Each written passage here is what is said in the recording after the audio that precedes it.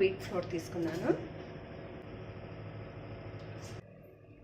కొద్దిగా ఆయిల్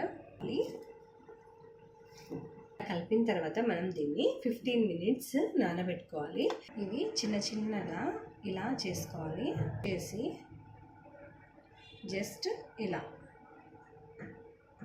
ఇలా ఇలా చేసుకోవాలండి. అన్నీ మనం ఇలా మొత్తం రెడీ చేసుకున్న తర్వాత మనం వీటిని డీప్ ఫ్రై చేసుకోవాలి. నేను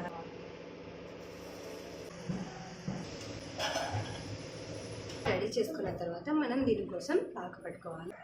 ఇప్పుడు 3/4 కప్ జాగరి, ఇందులో జస్ట్ ఒక 2 to 3 టేబుల్ స్పూన్ వాటర్ అయితే సరిపోతుంది. ఆల్రెడీ రెడీ చేసి పెట్టుకున్నాం కదా, ఇవి అందులోకి వేసేసి